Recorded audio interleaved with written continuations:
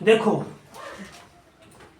UP board, मैं जा रही हूँ। तुम जाओ, BOARD यूपी बोर्ड हो गया, चाहे CBSE बोर्ड हो गया, CBSE बोर्ड, चाहे ICSE बोर्ड हो गया, ICSE बोर्ड। समझ में आया? देखो तुम यूपी बोर्ड से पढ़ो, चाहे CBSE बोर्ड से पढ़ो, चाहे ICSE बोर्ड से पढ़ो, अगर तुम्हारा इंटर जो है 10+12 तुम्हारा 75% रहेगा, तभी तुम क्या करोगे, IIT का फॉर्म डालोगे। समझ में आ गया ना? या नीट का फॉर्म डालोगे। इससे मतलब नहीं है कि तुम्हारे घर वाले तुमको CBSE में पढ़ाएं, चाहे ICSE बोर्ड में पढ़ाएं। अगर तुम यूपी बोर्ड से भी पढ़े हो, अगर तुम IIT पास कर लोगे, IIT का पेपर दोगे, उतना क्वेश्चन सही करोगे, उसमें परीक्षा में दोनों में रहता है, हिंदी और इंग्लिश मीडियम। अगर तुम 75% से ऊपर नंबर ला रहे हो इंटर में 12 में, तब तुम IIT का फॉर्म डालोगे या नीट का फॉर्म डालोगे। अगर तुम्हारा निकल गया तो IIT में तुम्हारे साथ CBSE के भी लड़के पढ़ेंगे और ICSE के भी लड़के पढ़ेंगे, और तुम भी रहोगे यूपी बोर्ड वाले। समझ में आ गया ना? यूपी बोर्ड ये सभी लड़के साथ में क्लास करेंगे। समझ में आया? वहां कोई भेदभाव नहीं होगा, उससे कोई फर्क नहीं पड़ा है कि तुम सेंट जॉन्स स्कूल में पढ़ो कि माउंट लिटेरा में पढ़ो, चाहे सनबीम में पढ़ो, चाहे यूपी बोर्ड के किसी भी स्कूल में पढ़ो, तुमको पढ़ाई सही से करना पड़ेगा। सही करके तुम 75% नंबर लाओ, 75% से ऊपर। समझ में आया? और इससे ऊपर लाओ और तुम IIT या नीट का पेपर पास करो। देखो तुम भी वहां पहुंच जाओगे, तब तुम क्या करोगे, IIT पहुंच जाओगे, नीट वहां तुम्हारा एडमिशन हो जाएगा। समझ में आ गया ना? जब तुम्हारा IIT में हो जाएगा तो तुम बहुत बड़ा इंजीनियर बन जाओगे। समझ में आ गया ना? समझ में आया ना? और जब इसमें तुम्हारा हो जाएगा तो बहुत बड़े तुम डॉक्टर बन जाओगे। समझ में आया कि नहीं आया? या तो इंजीनियर बनोगे या तो तुम डॉक्टर बन जाओगे। समझ में आया? हाँ। लेकिन तुमको 75% मिनिमम लाना है, इससे नीचे रहेगा तो तुम फार्म ही नहीं भर पाओगे IIT का और नीट का। समझ में आ गया ना? हाँ, 75% से ऊपर ही चाहिए। अभी तो नीट के बारे में, लेकिन IIT के बारे में 75% इतना कंफर्म है। नीट भी रहेगा तो उससे नीचे नहीं लेगा, 75 से नीचे वो लेते ही नहीं है सब। उसमें वो जिसका 75% से नीचे अगर नंबर आ गया तो वो फार्म ही नहीं भर पाएगा, वहीं पहले बाहर हो जाएगा, फार्म भरने से पहले ही गायब हो जाएगा वो। अब समझ में आया? इसलिए पढ़ाई करो। जैसे हाई स्कूल में जो तुम्हारा विषय है, हाई स्कूल में जो विषय है, इंटर में जो विषय है, दोनों को जैसे हाई स्कूल में क्या है, हिंदी है, हिंदी है ना, इंग्लिश है, मैथ है, साइंस है, और क्या है, सोशल साइंस है। कब विषय हो गया? 1 2 3 4 5। एक विषय कौन है? कंप्यूटर। हाँ, कंप्यूटर है।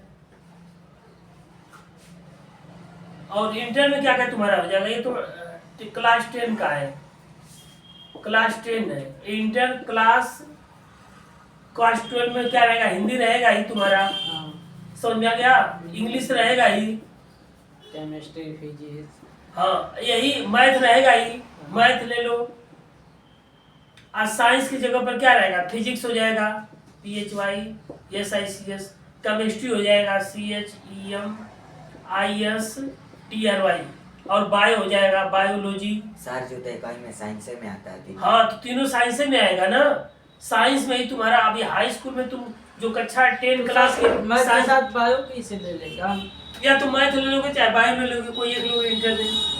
यहाँ पर क्या है कि अगर साइंस की जो क्लास 10 की बुक है उसमें फिजिक्स है, केमिस्ट्री है, बायो तीनों है, है ना? अब जब इंटर में जाओगे तो तुम अलग अलग हो जाएगा। बायो लोगे तो मैथ नहीं ले लोगे, और सोशल साइंस नहीं इससे रहेगा, सोशल नहीं रहेगा। ये कंप्यूटर होता है, कंप्यूटर इंटर में लड़के ले लेते हैं, कोई जरूरी नहीं है कंप्यूटर नहीं भी लेते हैं। तो हिंदी, इंग्लिश, मैथ की जगह बायो ले लेंगे, 5 विषय होता है, फिजिक्स केमिस्ट्री ले लेंगे और मैथ की जगह बायो ले लेंगे, 5 सब्जेक्ट हो जाएगा। तो हिंदी इंग्लिश तो कॉमन है, तो जो कक्षा 10 में है वही 11-12 में हिंदी इंग्लिश कॉमन है। अब तुम्हारा बच क्या रहा है? मैथ बच रहा है, फिजिक्स केमिस्ट्री बायो, बायोलॉजी ले लो तो physics chemistry math, physics chemistry bio पढ़ना पड़ेगा। अब मैथ ले लोगे तो बायो की जगह मैथ हो जाएगा बस। और हिंदी इंग्लिश कॉमन है, हिंदी क्लास 10 में भी है, क्लास 12 में भी है। समझ में आ गया ना? तो उस तरह से तुमको मेहनत करना पड़ेगा। समझ में आया? ये बात है। तो ऐसे मेहनत करो और कक्षा 10 में 10 पास कर लोगे तो तुम पॉलिटेक्निक का फॉर्म डाल दोगे, POLYTECNIC पॉलिटेक्निक। अगर ये क्लास अगर 12 पास करोगे तो तुम CUET का भी फॉर्म डालोगे, CUET। समझ में आ गया ना? अगर CUET पास कर ले रहे हो तो तुम्हारा BHU यूनिवर्सिटी में एडमिशन हो जाएगा, JNU यूनिवर्सिटी में हो जाएगा, दिल्ली यूनिवर्सिटी में हो जाएगा, बढ़िया नंबर आएगा तो उसमें यूनिवर्सिटी में एडमिशन होता है। उसमें BA, BSc, BCom कर सकते हो। और नहीं CUET पास करके तो IIT पास कर लोगे, तुम IIT वाले में चले जाओगे। नीट पास कर दोगे तो डॉक्टर वाले में चले जाओगे। अभी से तुम सब लक्ष्य बना लो, हम समझा रहे हैं सभी से, इतना मेहनत करो कि इसमें किसी न किसी में आ जाओ। समझ में आ गया ना? इसीलिए बार बार कह रहे हैं कि साइंस एकदम बढ़िया से साइंस पढ़ाते हैं। तो कक्षा जो क्लास 10 का, कक्षा 10 का साइंस है उसको अच्छे से पढ़ो, अभी से शुरुआत कर दो कि हमको अच्छे से पढ़ना है। समझ में आ गया ना? मैथ है तो मैथ हम पढ़ा ही रहे हैं, कोई दिक्कत नहीं। मैथ अगर साइंस मजबूत हो जाएगा, मैथ साइंस कक्षा 10 का अच्छा कर लोगे तो मैथ, फिजिक्स, केमिस्ट्री, बायोलॉजी तीनों अच्छा हो जाएगा। समझ में आ गया ना? यहाँ जब कक्षा 10 में तुम्हारा अच्छा रहेगा तो 11-12 भी तुम्हारा अच्छा हो जाएगा। समझ में आया? हाँ, ये बात है। और हिंदी पढ़ ही रहे हो, हिंदी कक्षा 10 में पढ़ेगा वही 12 में हिंदी ही रहेगा। इंग्लिश जो कक्षा 10 में रहेगा वही 12 में रहेगा। बच रहा है फिजिक्स, केमिस्ट्री, मैथ, तो बायोलॉजी। तो कक्षा 10 का जो साइंस दिया है इसको अच्छे से पढ़ो। जब इसको अच्छे से पढ़ोगे, जब कक्षा 10 का ये मकान की नींव है, जैसे कोई मकान बनता है ना, तो जब नींव मजबूत रहेगी तभी ना ऊपर मकान 1 तल्ला, 2 तल्ला, 3 तल्ला, 4 तल्ला बनेगा। जब तुम कक्षा 10 का साइंस एकदम अच्छे से तैयार कर लोगे तो 11-12 तुम्हारे लिए अच्छा हो जाएगा। अब समझ में आया? मैथ में, साइंस में भी यही बात है। कक्षा 10 का जिसका साइंस अच्छा रहेगा वो 11-12 अच्छा हो जाएगा। और मैथ में भी है, मैथ में भी कक्षा 9-10 जिसका मैथ अच्छा रहेगा उसी का 11-12 अच्छा होगा। समझ में आया? तो अभी से मेहनत शुरू करो तुम सब। और इसीलिए हम समझाते हैं, ये मोटिवेशन का क्लास हो रहा है, ये भी क्लास मोटिवेशन चलना चाहिए। दिमाग में लड़कों को बनना चाहिए कि हमको ये चीज़ करना है। इसके दिमाग में बन गया कि हमको IIT निकालना है तो IIT के हिसाब से पढ़ेगा वो लड़का।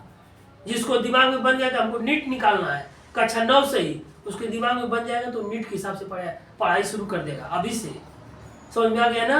हाँ, अभी दिमाग में, अभी जो भाग गया वो भाग गया, उसके चक्कर में मत छोड़ो। हनुमान जी थे, हनुमान जी अकेले लंका में गए थे कि नहीं गए थे? कोई कहे, जामवंत कहें कि ऐसा है कि कौन समुद्र को पार करेगा, हुआ कि नहीं हुआ? तो लोग सोच डर रहे थे कि कौन पार करेगा, कौन पार करेगा। तो हनुमान जी क्या कहें कि हम पार करेंगे। आखिर में हनुमान जी क्या किए? समुद्र को पार किए, सीता को लाए, सीता का पता लगाए, लगाए कि नहीं लगाए? उसी तरह से तुम सब हनुमान बन जाओ। समझ में आ गया? उस हिसाब से मेहनत करो। समझ में आ गया? अभी से तैयारी शुरू कर दो। आइए मत किसी की बहकावे में मत आओ कि कोई कह रहा है कि एकदम तुम्हारा एकदम जैसे अर्जुन थे ना, मछली पर एकदम निशाना साधे हुए थे कि नहीं साधे थे? उसमें बहुत लोग गए थे, स्वयंवर में गए थे ना, लेकिन धनुष कौन? अर्जुन ही ने चलाया। उसी तरह हनुमान जी क्या किए? बहुत लोग गए वहाँ, बहुत गए थे लोग कि हम समुद्र को पार करेंगे, लेकिन पार कौन किया? हनुमान जी पार किए, और कोई पार करने वाला ही नहीं था। तो उसी तरह से तुम सब तो कोई लाने वाला नहीं, संजीवनी बूटी। हाँ, वो भी कोई, हाँ, संजीवनी बूटी कोई लाने वाला नहीं था। हनुमान जी गए और उनको पता नहीं था कि कहाँ संजीवनी बूटी है, पूरे पहाड़ को ही उठा लिए। तो उस तरह से तुम सब लक्ष्य बना लो कि हमको करना है, तो उस हिसाब से पढ़ाई करो और मेहनत करो। समझ में आ गया ना? हाँ, अब इतना आज हम समझा दिए कक्षा 10 के लिए, एकदम अच्छे से समझ लो। इसको पूरा विधिवत, हिंदी और इंग्लिश कॉमन है, इंटर में भी हिंदी इंग्लिश कॉमन रहेगा।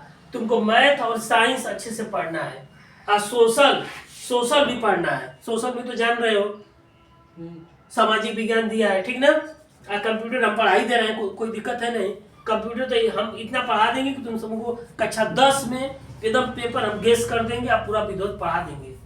और जितना पढ़ा देंगे एकदम बोर्ड की कॉपी में एकदम जो जितना हम पढ़ा देंगे उतना तैयार करके चले जाओगे, क्वेश्चन में हम गेस कर देंगे।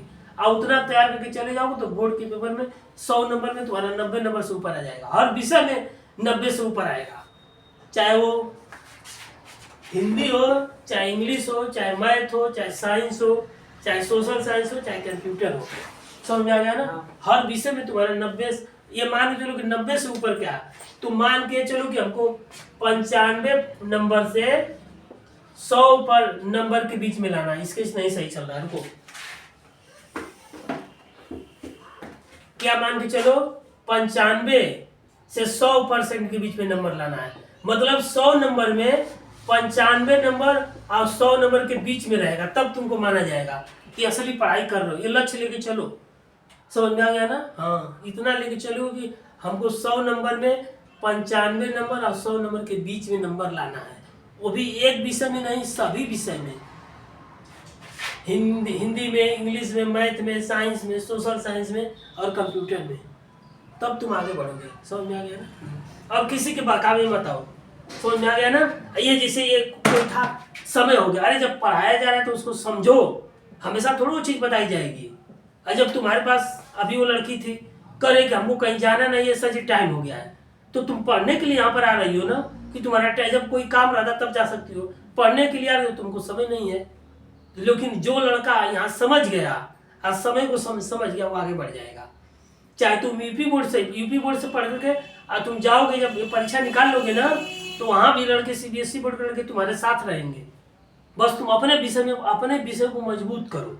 तुम मजबूत रहोगे तो तुम्हारे साथ लड़के, यूपी बोर्ड सेंट जॉन्स का से पढ़ा हुआ लड़का तुम्हारे साथ रहेगा, माउंट लिटेरा से पढ़ा हुआ लड़का तुम्हारे साथ रहेगा, पॉलिटेक्निक तुम्हारे साथ करेगा, बीटेक तुम्हारे साथ करेगा।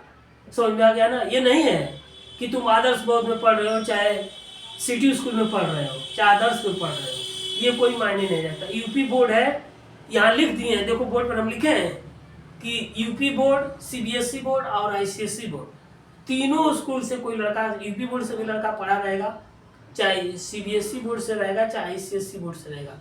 अगर तुम भी पास कर लोगे 75% के साथ इंटर, तो आईआईटी का फॉर्म डालोगे, और जब आईआईटी में तुम्हारा निकल जाएगा तुम भी उनके साथ पढ़ोगे, वहाँ कोई अंतर नहीं है। समझ में आ गया ना। और नौकरी उसके बाद गेट होता है, गेट का पेपर पास कर लोगे, समझ में आ गया ना, तो उसके बाद तुम्हारा जॉब लग जाएगी। समझ में आ गया ना, गेट में अच्छा नंबर आ जाएगा तो। और ये भी परीक्षा कराते हैं एक बोर्ड के, ये पास करने के बाद एक और परीक्षा पास करनी रहती है। वो परीक्षा जो पास कर लेता है उसमें ज़्यादा नंबर आ जाता है, तो ऊपर से ही शॉर्ट लिस्ट कर देते हैं और उनको जॉब में भेज देते हैं। अब समझ में आया। इस हिसाब से तुम सब मेहनत करो, ठीक। आज इतना ही समझाए हैं, अब किसी और दिन समझाएंगे, ठीक ना। और आज समझा दिए हैं तो घर पर पढ़ाई शुरू कर दो। समझा। जीएमटी में आने का मतलब ये नहीं है कि सिर्फ आना है। यहाँ जैसे हम गुणखंड पढ़ाए तो घर पर गुणखंड को दोहराओ, जो विषय पढ़ा है उसको घर पर अच्छे से पढ़ो। समझ में आ गया, तब ना तुम्हारा विषय मजबूत होगा। कंप्यूटर पढ़ा है तो कंप्यूटर घर पर दोहराओ। अभी हम पेपर गेस करेंगे, क्वेश्चन को अभी सेट करेंगे, ठीक ना, हर विषय में, ठीक। आज इतना ही।